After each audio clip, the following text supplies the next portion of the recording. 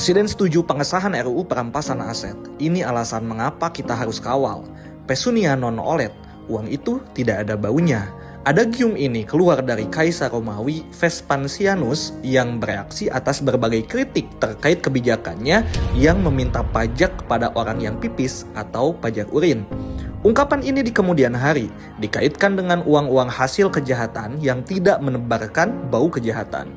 Dalam konteks yang akan kita bahas adalah uang dari perilaku koruptif yang terkadang tidak terdeteksi siapa tuannya atau uang tersebut berputar menjadi aset yang legal. Menurut Menko Polhukam Budi Gunawan, bahwa aset para koruptor di luar negeri memiliki nilai yang cukup besar.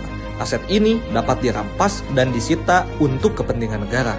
Praktik perampasan aset ini sudah berlaku dengan landasan hukum Undang-Undang Tipikor, Undang-Undang Kejaksaan, atau Undang-Undang TPPU. Namun, mengapa publik dan Presiden Prabowo mendesak pengesahan RUU perampasan aset dan apa bedanya dengan undang-undang yang sudah berlaku? Yuk simak penjelasannya sampai selesai. Crime does not pay. Pelanggar hukum tidak boleh mendapatkan keuntungan dari tindakan-tindakan pelanggaran hukum yang lainnya. Prinsip ini merupakan landasan filosofis dari urgensitas RUU perampasan aset.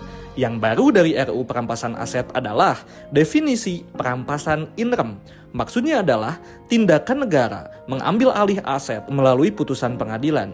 Perampasan in rem tidak berfokus kepada pelaku kejahatan, melainkan kepada aset yang diduga kuat berasal dari dan untuk tindak pidana.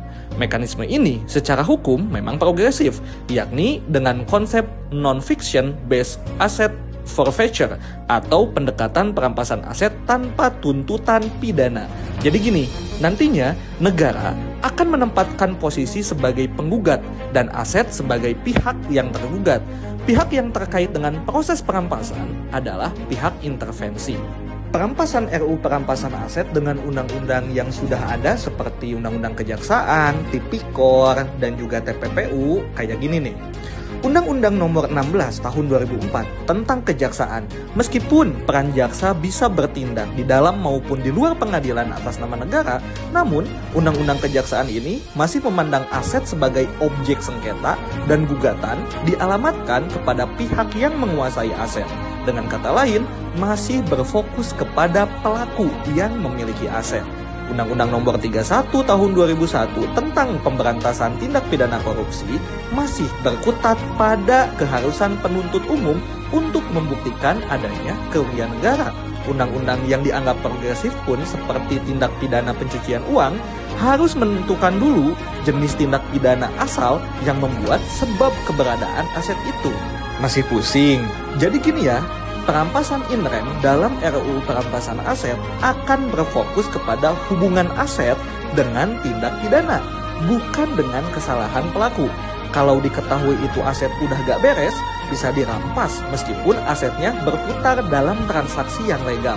Namun yang perlu diingat, perampasan in rem tidak berarti menggantikan proses pencarian terhadap pelaku tindak pidana.